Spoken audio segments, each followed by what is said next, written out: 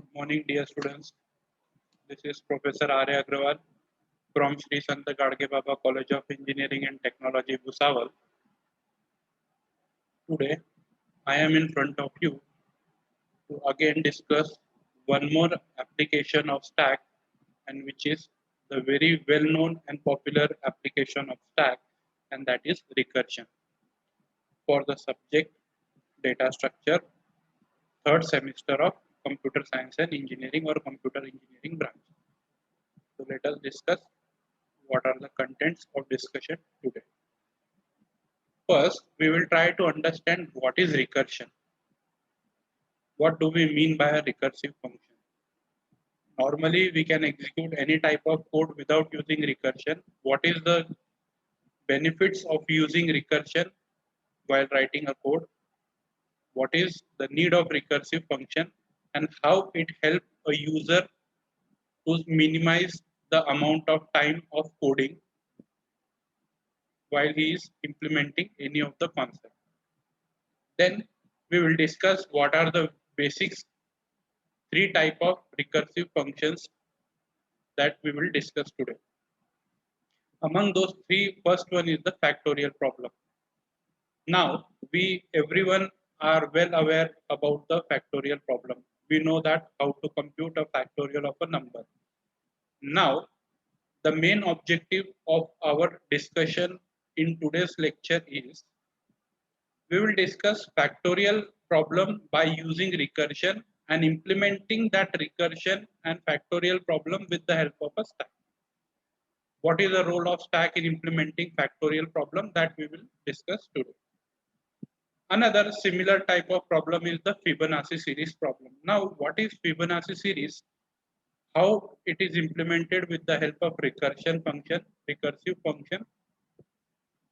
What is the role of stack while implementing Fibonacci series? That we will discuss today. And the third one is the most interesting one, although the name Towers of Hanoi might be new for someone, but the existing problem is already known to each and every one of us. Now, today, we will discuss the role of recursion while implementing this Towers of Hanoi problem, understanding the role of stack in implementing these all concepts. So, if I summarize in brief that we have to discuss recursion as an application of stack, which is to be dealt in today's lecture. So first thing is that we have to understand what is recursion. If we try to define a recursive function, then at that time the process in which a function call itself again and again till a given condition is satisfied. Either we can call that function directly or indirectly, then that type of function is called as a recursive function.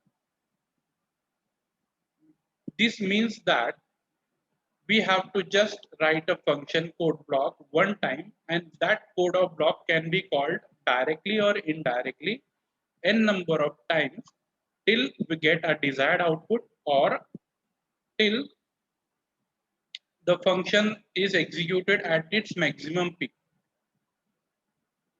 Okay, so this type of function which call itself again and again repeatedly till a given condition or given test function is satisfied, that type of function or process is called as a recursive process or recursive function. Now, there are certain parameters which are taken into consideration for well-defined of a recursive procedure. So, a recursive procedure is said to be well-defined if it satisfies the two following properties as there must be a base criteria for which the procedure does not call itself. Just imagine if we consider about the factorial problem, in that we know that 0 factorial is 1. 0 factorial is 1. That is the condition which if we encounter any time 0 factorial, we will directly specify the value as 1. Second property which has to be taken into consideration is that Every time a procedure call itself, either it is directly calling or indirectly calling, it must be closer to the base criteria. Okay, so these whenever a procedure or an algorithm is following these two criteria or properties, then that time it is called as a good or well-defined recursive procedure. Maximum times we define the base criteria while defining the function recursive function itself. Okay, and after designing the base criteria, we will call this recursive function from the main function, so that n number of times whenever we want to get an output, we will call that recursive procedure again. It will return us the result, and finally we will print the result. Why we are using recursive function is that once a recursive function is defined, it can be called n number of times. Thus it will minimize the length of the code. Just imagine, if you want to compute sum of first 100 numbers, the normal way without recursion would be to calculate the sum of first 100 numbers in the series. Then at that time you should have to compute manually compute all the numbers addition one by one, save the result, then add the next two numbers, then save the result, then add the next two numbers, save the result. So thus it will increase the length of the code if you perform it manually. But just imagine, if you just write a code by using recursive function, you have to just define the function once time. Every time you have to just specify the base criteria. Suppose if we are using any of the looping statement, then at that point of time we will write for, suppose if we are using the for loop, then we will write for I equals to 1, I less than equals to 100, means the criteria is specified. One range is between 1 to 100, I plus plus, and you can write a function which will calculate the sum of 100 natural numbers. So within 2 to 3 lines, you will get the sum of first 100 natural numbers. But if we do this thing manually without using recursion, it will consume a lot of code length. The execution time will remain the same. What is different is the length of the code. So recursion will save the user time by reducing the length of the code can be considered here. The execution time will remain the same. Please keep a note of this. But what will reduce is the length of the code. Okay. The various application of recursion that we will discuss today is the factorial, Fibonacci, and the towers of Hanoi problem. So let's see what is factorial problem one by one. In factorial problem, we know that what is the logic. If you are told to calculate the factorial of n natural numbers, then at that time we know that it is a, here we will use the multiplication operation for computing the factorial of a number. So if you just know, if you just want to calculate factorial of a number without using any recursive technique, and that time you will just write n factorial equals to n into n minus 1 into n minus 2 up to dash dash dash up to n.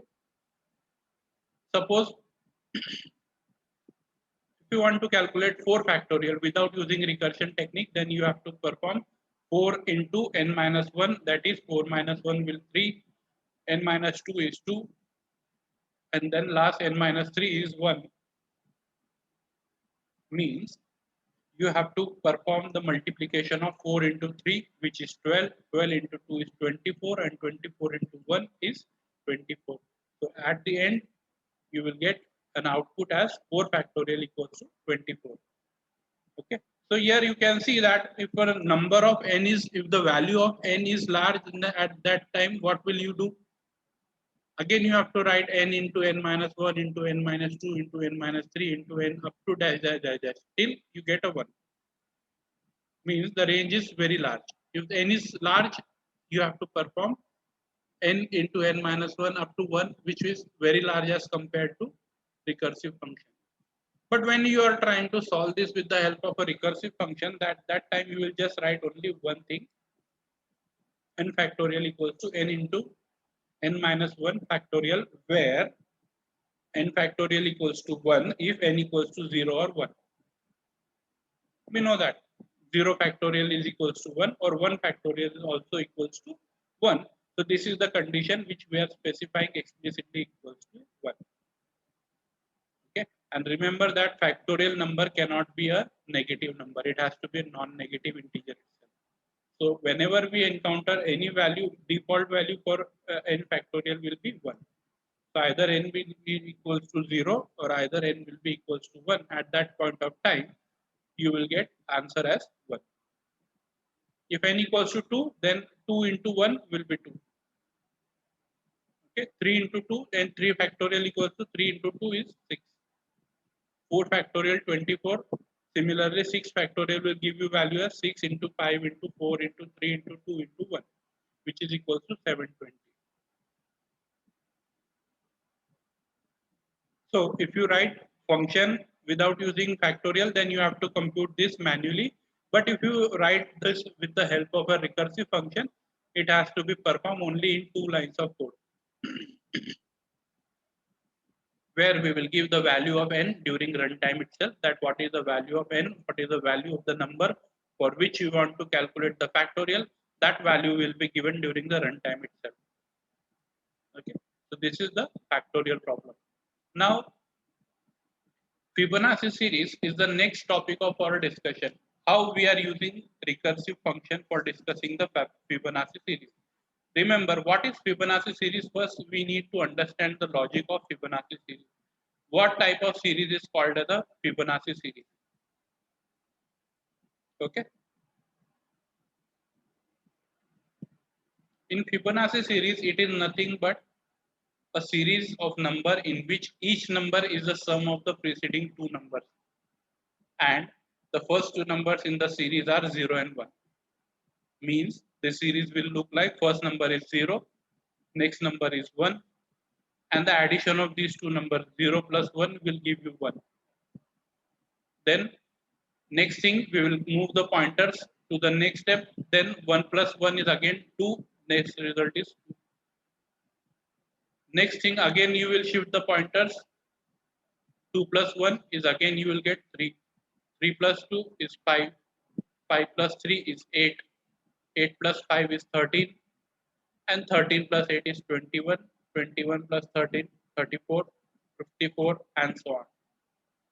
So I can define a Fibonacci series in which each number is the sum of the preceding two numbers in the series. And generally, this series starts with 0 and 1. At any point of time, if you want to calculate Fibonacci series at up to 5 places, up to 10 places, you can perform the logic by implementing, specifying the upper bound till where you want to calculate the sum Fibonacci series up to fifth the numbers, up to 10 number, up to 10 places. You can just specify during the expression and you can execute. Okay, Fibonacci series condition is f function equals to f of n plus 1, n minus 1 plus n minus 2, the sum of two numbers, preceding two numbers. So the next number in the series will be determined by the sum of the preceding two numbers in the series. That is the logic of Fibonacci series. Now, if you understand this logic, now the next step is how to implement this logic by using a recursive function. So here we have used a recursive function Fibonacci of n. N is specifying the number up to which you want to display the Fibonacci series. Okay, so here we will definitely try to use a loop from 1 to, for I to I equals to 1 to n, whatever the number, the range it is given. For you to calculate the Fibonacci series up to that number, we will use the value of n. We will start computing from 1 to that number. Definitely, we know the first two numbers in the series are 0 and 1. So first f naught is equals to 0 and f1 equals to 1. What does that mean? It means that the first two numbers in the series are 0 and 1. And first we will display those two numbers. What are those? F0 and F0. Means the first two numbers are displayed, that is 0 and 1. Then Here just while writing one looping statement, we are using recursion here by means of any of the looping statement in which you are comfortable. Either you can use while, either you can use do while, either you can use for loop. Whichever looping statement you are comfortable with, you can use it here. That implies we are using the recursion for implementation of Fibonacci series. So Fibonacci series, as discussed, that the sum of the preceding two numbers will be the value obtained of the next number. So first two numbers are 0 and 1. So fib will be here equals to 0, 1. 0 plus 1 is 1.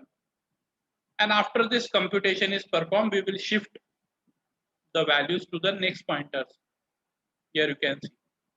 Means the value of f1 means the value of the next variable f1 will be allocated to the first variable f0, and value of the result fib will be allocated to the second variable, and we will display the c's.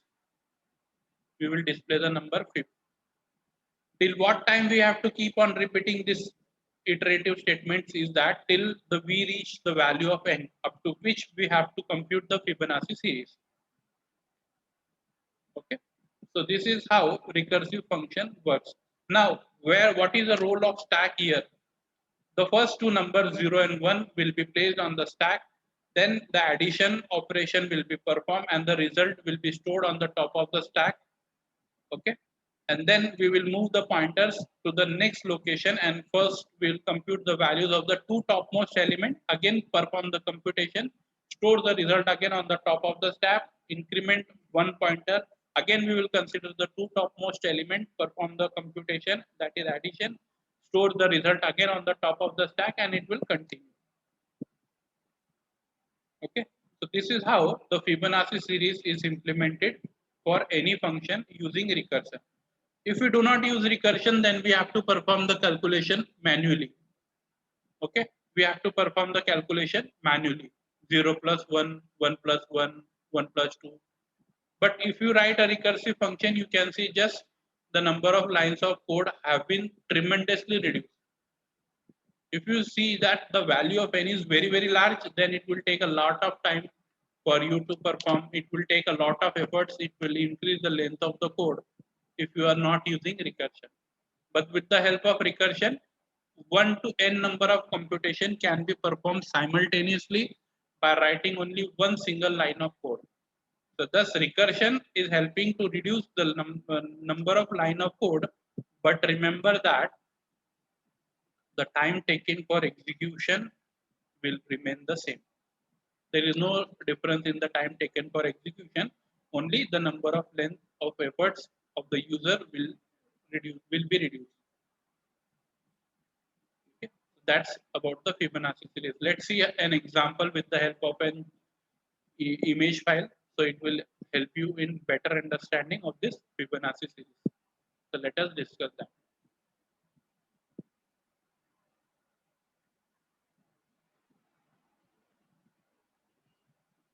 Here you can see the first two numbers are 1 and 1.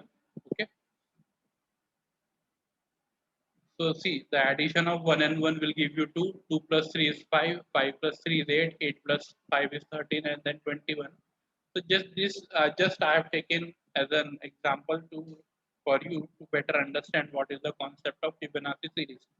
I hope you have understood. So here we have explicitly specified that the value of n equals to, we want sum of only first 5 numbers in the series, excluding the first 2 numbers.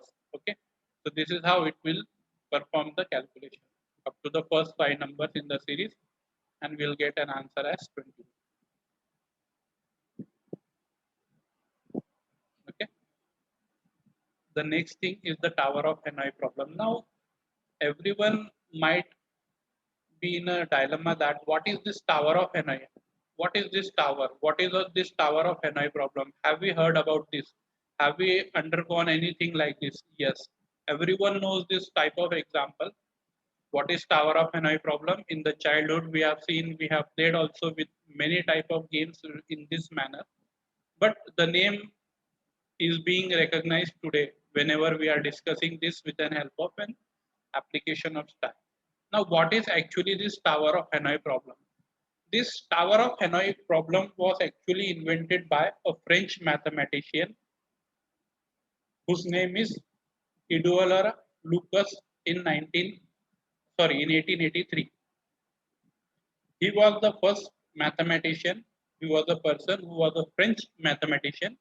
He invented the puzzle Towers of Hanoi problem in 1883. Now, how he invented this problem?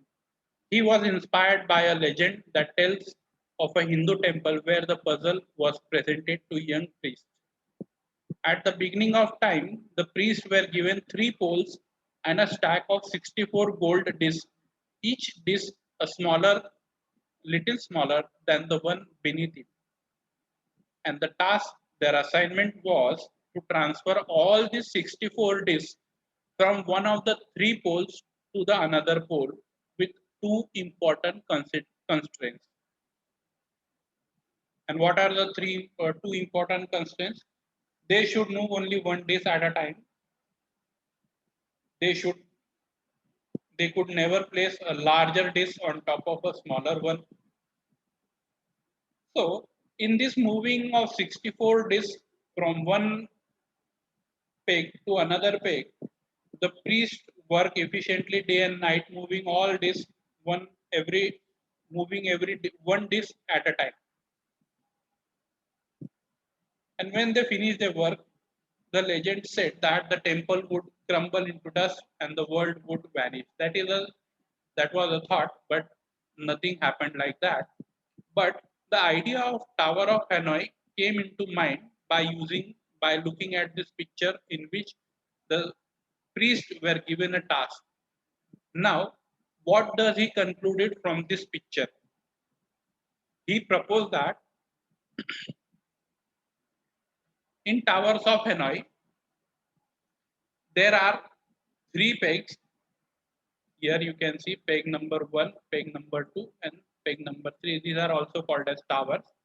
And there are three discs initially. First, the largest disc, the second number of discs, which is smallest as compared to largest, and third one is the smallest disc among the all three discs. Okay, these rings are of different sizes and stacked upon in an ascending order. That is, the smaller one sits over the larger one, but the larger one cannot be placed over the smaller one. This has to be taken into consideration. Okay. Again, there are some other variation of the puzzle where the number of discs may increase, tower count may increase, may not increase, or it may remain the same. That are called as a variation to the towers of Hanoi problem. So we will understand what is the rules for implementing this towers of Hanoi problem. In this picture, you can get a clear imagination that the French mathematician got this idea from the priest of the Hindu temple, where 64 gold stacks were moved from one peg to another peg, from one location to another peg, another location. So idea evolved from that place. Now again he has proposed what are the rules in order to implement this towers of Hanoi problem. We know that in this previous two slides we have very well understood that the mission over here is to move all the disks from one peg to some another peg. The disk which is currently at peg number 1 is called as the source peg. The disks which are to be moved to another peg, and that peg is called as the destination peg. And here we are using an alternative one peg. That peg is called as an auxiliary peg, AUX, auxiliary. So if this, suppose consider this diagram. So here you find all these disks. So this is your source tower or source peg. If you want to move all these disks to this, then this is your destination and this is your auxiliary peg. Means source peg, destination peg, and one auxiliary peg. Okay, but during solving this type of puzzle, there are certain rules. And what are the rules? Only one disk can be moved among the tower at a given time. Okay, you have to keep this very well in mind that only one disk have to be moved during one time. Second thing, only the disk which is at the top will be removed. You cannot directly remove the largest disk from the bottom. No, it won't work. It is not allowed. Okay. And third one, no large disk can be placed over a smaller disk. These are the three important rules.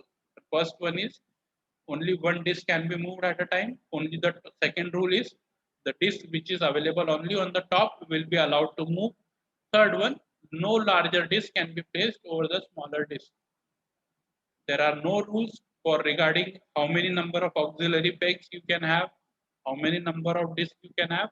That you can, that depends on different type of situation and problem. Okay, so rules, only three important rules are to be considered, and which is we have discussed just now. Now, if you study what are the algorithm, because whenever you try to implement this concept in a program, either in any of the programming language, it is very essential for you to understand what is an algorithm, how this algorithm works. Okay, so three towers are here. Already we have discussed that if we are using three towers initially, so in this type of problem, there are three towers. Means first will be your source tower, second one will be your destination, and third one will be your auxiliary tower. This auxiliary tower has been used with the objective to help one disk to move to that destination by using an auxiliary disk. If we have only one disk, then it can be easily moved from source to destination peg. Of course, if we have only one disk, then there is no difficulty while moving that, because it is only one disk. So it is only the smaller disk, it is only the larger disk. So you can easily move it from one, that is the source peg, to the destination peg. But when we are having more than one disk, then that time we will definitely make use of an auxiliary disk, in order auxiliary peg, in order to move this disk from source disk to the destination disk. If we have two disks, then we can move the smaller disk which is on the top of the disk to the auxiliary peg. Then we move the larger disk, bottom disk, to the destination peg definitely, and finally we will move the smaller disk from auxiliary to the destination peg. Means if we have two disks, we will have to there will be total three steps. If we have one disk, there will be only one step of computation. If we have two disks, there will be three steps of computation. So if number of disks are increasing, the number of steps of computation will also increase. What happens if we have three disks? We will discuss in the upcoming slide. Okay. So here you can see this image picture again, which we have discussed in the algorithm. This picture help you to better understand the movement of disk between the source peg to the destination peg with the help of an auxiliary peg. You can see in the graphics which is displayed in front of your screen. And this algorithm which we have used here is the recursive algorithm for implementing the concept of tower of Hanoi. You just have a better look to the GIF which is being image played in front of you to understand how this algorithm works. Okay, so now you can see this is the source peg which is being implemented. This is the source, this is the destination, and this is the auxiliary peg. So total number of steps are 7. Okay, here you can see step number 0, and now total number of steps for 3 disks with 3 pegs are 7. Okay, so user has to be very careful while moving the first disk, because if the user has moved the first disk to a wrong position at that point of time, we won't get the desired result within the minimum number of steps. Means the step may increase. Okay, so we have to properly, carefully make a proper decision where we have to move the first disk in order to get an effective result in minimum number of steps. Okay, so what does this algorithm teach us? What does this algorithm says? Whether whatever the rule we have discussed are implemented in this algorithm. So let us check what is the algorithm. In this algorithm, again, definitely, of course, it is a recursive algorithm implemented with the Tower of Hanoi problem. In this again there is one disk, okay, the source peg, the destination peg, and the auxiliary peg. Okay, the disk is the value which is going to be moved one at a time. We will consider one disk of movement for one at a time. Source, it is nothing but, here you can see this is your source one, okay, because it is holding the disk first time. Destination, where we have to keep at the end of some certain number of steps where all these pegs should rely. So in this case here it is step number B and this is your destination peg. So all the disk has to be moved at this position, and this is your auxiliary peg which is used for intermediate movement of disk from between source peg to destination peg. If disk is one, then definitely we will move the disk from source to the destination. Already we have discussed that. If this is one, then we can directly move the disk from the source disk to the destination disk.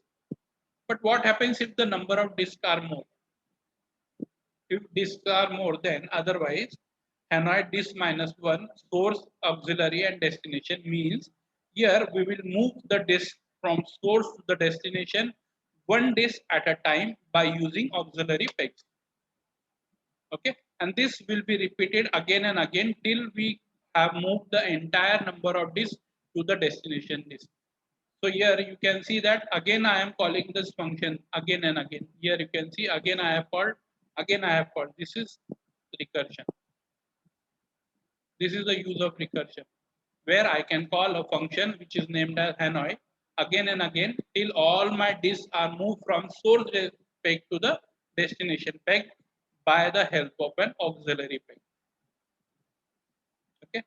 Now I think so you are very much familiar what is the Tower of Hanoi problem and how we are making use of recursion in solving this problem. Again, if you try to see an example here, you can see I have discussed, and again one more example. If you see, suppose the number of disks are more. In the previous example, we have seen what is the condition when the number of disks is one, how many number of steps will be required. If the number of disks is two, the number of steps required is we have calculated. If the number of disks are three, what will be the number of steps required. If you closely analyze this, for one number of disks, only one movement was required. For two number of disks, three steps were required. For three disks, seven steps were required. So as the number of disks are increasing, the number of steps required to solve the towers of Hanoi problem is also increasing. Okay, so you have to just keep this in mind that it is increasing the number of steps when you are increasing the number of disks. Again, here this is your source disk, this is your auxiliary disk, and this is your destination disk.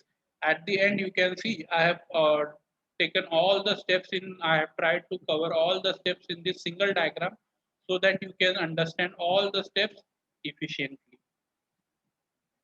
What I have done here is I have taken all the steps, I have moved all the disks one by one. Here you can see there are total 4 number of disks and 3 pegs. So how many number of steps is required? 1, 2, 3, 4, 5, 6, 7, 8, 9, 10, 11, 12, 13, 14, and 15. So at the end of 15th number of steps, we are getting whatever is the required result, that is moving all the disks from source to the destination peg. Remember, if you violate any of the rule, then this cannot be done here. Violating rules means you cannot move more than one disk at a time. No larger disk can be placed on the smaller disk. Only the disk which is on the top has to be moved. Okay. Here you can see I have moved the first smallest disk in this peg. So here it is step number one is very important, because it if you perform if you are means suppose if you don't do this efficiently, then it will definitely increase the number of steps, because the final output which is required has to be appeared in this destination peg only. So if step number one is not performed carefully, you might end up landing all the disks in the auxiliary peg. So while computing, just you have to think, wait, first analyze, and then start movement of the disk. So if you follow this pattern, then definitely you will reach your destination peg with the optimal number of steps. So you have to be very careful. Okay. So I think we have discussed all the applications of stack. Today, recursion functions have been discussed. I think I have told you, I have taught you what is the need of recursion, what is recursive function, where do we use recursive function, what is the role of factorial function, why do we calculate factorial using recursion, how does recursion help a user to reduce the number of line of code. We have discussed the second application, that is the Fibonacci series. What is Fibonacci series? How Fibonacci series works? How the next number in the series is being computed have been discussed in this lecture. And in the last, third, and the most important application of stack using recursion was the Tower of Hanoi. We have discussed what is Tower of Hanoi, why it is named as the Tower of Hanoi, why, what are the rules for implementing the Tower of Hanoi problem. In case of number of disks is 1, 2, 3, 4. See, remember, number of disks as well as number of auxiliary pegs also increase. But if you increase the number of disks, if you increase the number of pegs, the number of steps will also increase. Okay. So I hope you have understood all the concept of recursion as an application of stack. So thank you everyone for your patience listening. Thank you. Have a good day.